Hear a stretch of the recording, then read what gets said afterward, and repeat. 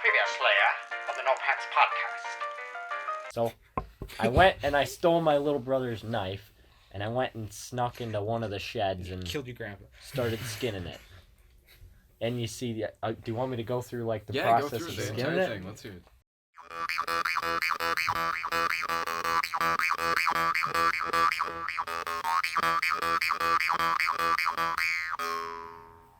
Get those fucking pants off!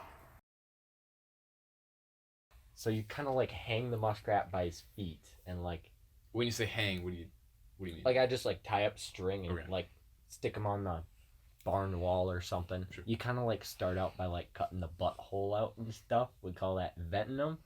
Keep it for later. And then everything kind of Yeah, just like multiple pulls off and skin it from there. I didn't really do the face. I was kind of just like, wow, chopped it off. And I was like, Like bam, an ISIS there, beheading video. muskrat. And then you're left with a very creepy, skinless, fleshy looking animal. And they smell awful. Muskrats smell horrible. Like, this is tan, so it smells like absolutely nothing.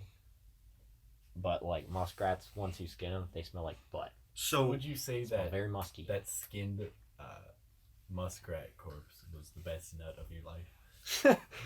Oh yeah. I don't know how to respond to that. No, I hope sir, my I did parents not- never find this podcast. Yeah. And then so for tanning it, because I did tan this myself.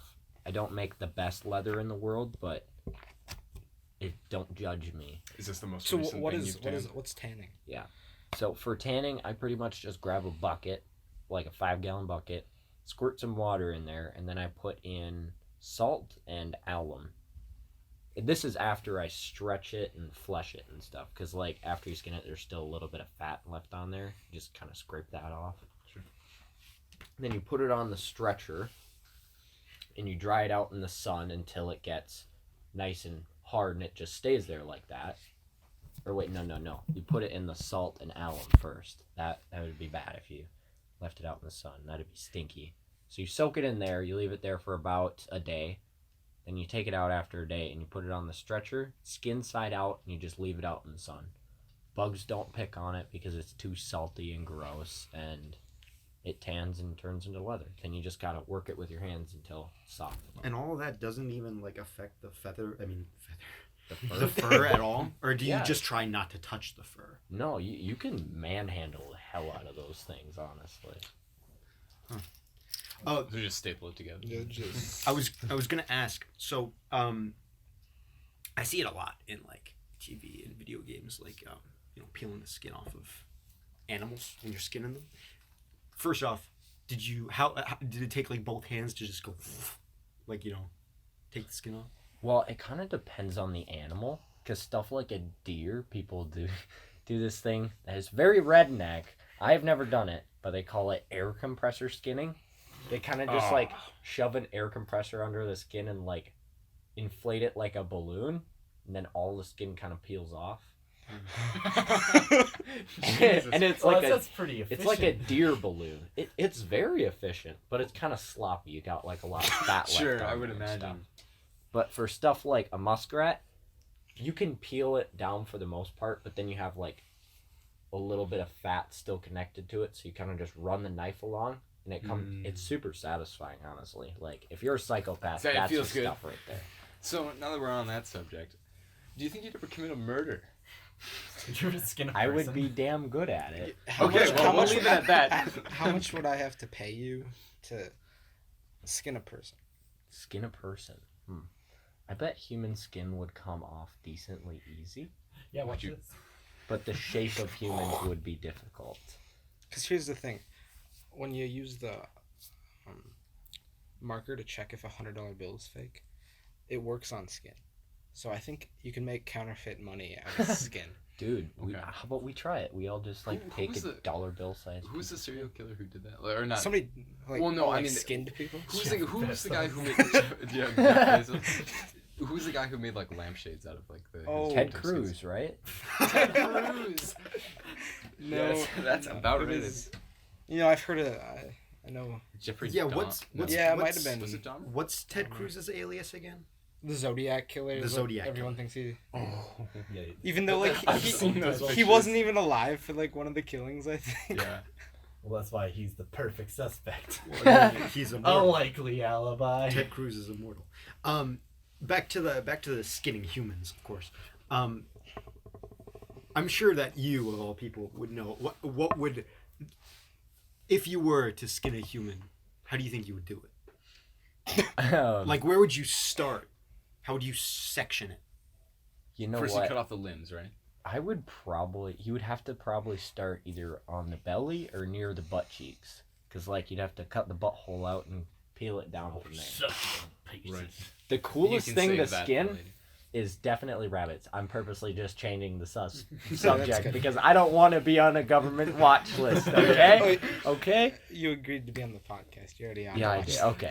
I'm guessing. True, that's true. Because I don't know. Like, I feel like this has happened a ton of times where I've seen Skin people? a tutorial of how to skin rabbits. Oh! Isn't it tutorial, like you you watch just, rabbits? you just Red take the neck and then... It's far easier.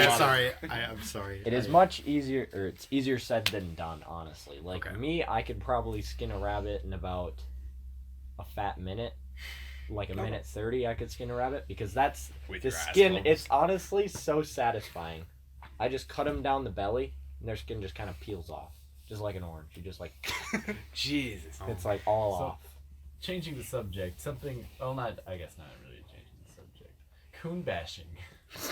You ever been out? I will say, Should we I just may let have Hank? I may have been in a truck a couple of times where there have been some raccoons tossed in the back and skinned up later that night. It may not have been. So what's Because the purpose of coon as bashing? far as you guys know, coon bashing is illegal. And As far as we especially, know. Yeah, you never do that. oh no, I am a very good Christian kid. I never do that. So what's the purpose of coon bashing? Well, coons, they're probably like the 5th smartest animal on this planet. And So we're just trying to eliminate our they're competition. yeah, we're eliminating the They're competition, one step on the basically. evolution tree from overpassing. But yeah, so they are very good at repopulating, and they kill a lot of stuff. Well, actually, when we're out coon bashing, it's not. When we... Okay, no, I mean when they are out coon bashing. The goal is not just to kill raccoons. It's pretty much anything: coons, possums, coyotes, cats. Orphans. Cats. All right. I'm so not cat- even kidding. Cats are worse than any other thing that they go out and kill there. Bushes. Because cats, we don't even call them cats, or they don't even call them cats. They call them ditch cougars because they kill about everything that they see. They'll kill Tweety birds. Cats have been like responsible for the extinction of Cats killed. I think JFK. about 40 species over the course of planet Cats are Earth. responsible for the Holocaust. Yeah, Hitler was a cat. Okay. Hitler was Hitler a was a cat. So yeah, Continue. they So they kill kill cats. I've seen, or no, God, I can't. They've seen. Okay, you know what? I've been in the truck when people have done it. No, Whatever. This is confession. Not my fault. confession. I was yeah. just getting a ride as far as you guys know. Any time that he says we in the future, he's alluding to the Someone fact that the else. people around him were, and he was with them, but not participating in it himself. He was As telling far them as not everyone knows. Yeah. You were Yes. in the vehicle saying no. Now you see, You were also tied up. No. I am a very humane hunter. I'll never do anything wrong with an animal. Like whenever I see a coon, I shoot it. I get it over with. I don't You, go Bash out it. there and rip their guts out or anything. you don't like fight it with a 2x4 or a stick or anything. That'd be... You see, I've done that before. I've got, I know, that's why I'm bringing it up.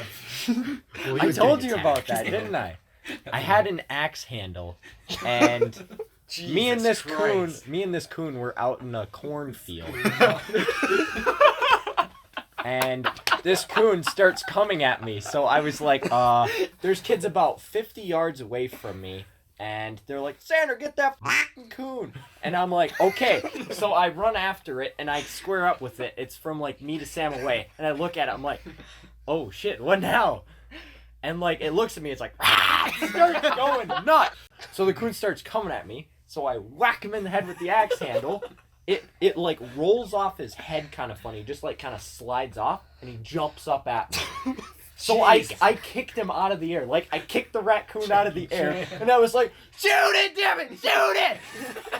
And they're all sitting over there rolling on the ground laughing. I'm like, shoot the thing! And I'm whacking it in the head. Jesus Christ. And there's about like a foot of mud now because he kind of like chased me into this little slough. And we're sinking down in the mud. Every time I hit him with the stick, his head's going under the mud and stuff. And I'm like, someone shoot it! And this kid's got buckshot in, so if he takes a shot at this coon, he's taking me with him, man.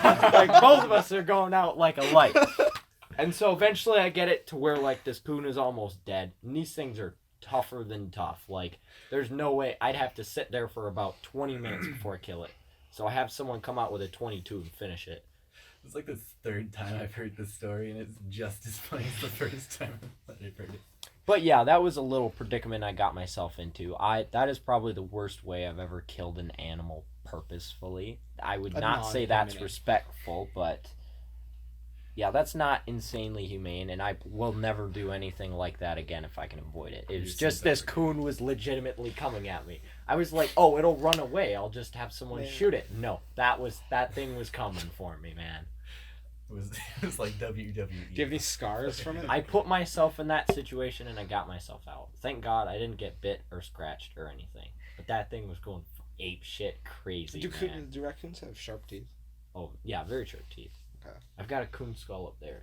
They're a little bit dull, but their bite force, like, they'll mess you up. Do you guys just want to hear some like dumb stories and stuff that I've done? Go for it. Sure. One time when I was out getting a ride with children, we definitely were not coon bashing. This one kid saw a cat out in a cornfield, so he was like, "I'll go get it." And he was walking out. I'm like, "Where's the gun?" He's just walking at it. And then all of a sudden I see this. Out of his pants he just unsheaths this giant machete. I was like, oh crap. Oh shit, man. This is going down. And he walks towards it. He's like, here, kitty, kitty. He gets within about 5 feet of it. I'm like, I'm not about to let this kid chop a cat in half. Because earlier that night, he went up to a deer that was like frozen solid because it had gotten like hit. One chop with the machete, head clean off. Gee. ISIS decapitating video. It was the coolest thing I'd ever seen. I swear to God. Coolest thing like you've ever seen. one clean chop. I'm not even kidding. That is very impressive. And so he's gonna go and try and do that with a cat, but he's gonna Which should chop be a the little cat in half. easier, I'd imagine. He gets from like me to Gunner away with the machete, and then I go, ah! And the cat runs away, and he starts chasing the cat with the machete.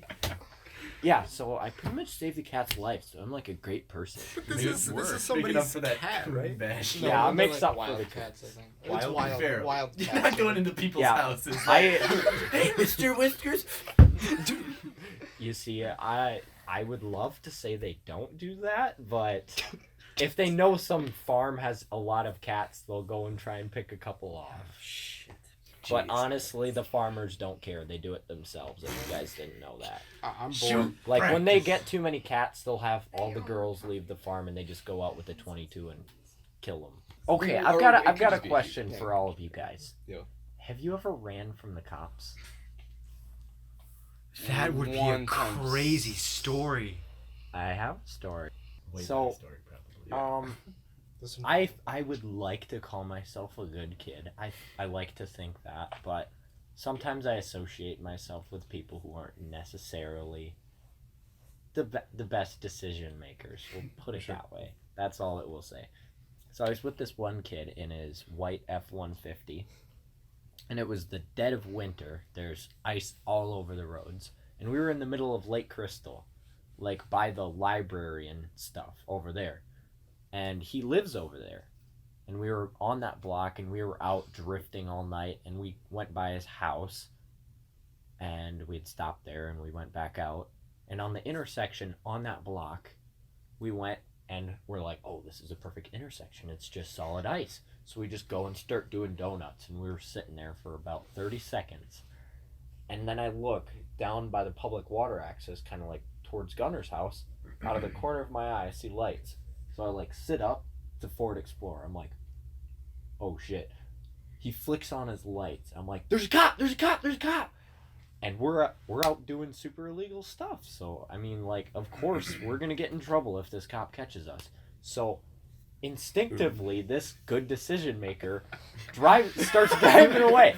And I'm like, we're in a truck, he's in a cop car, it's super icy out, we're gonna outrun this guy. And that's what he was thinking too.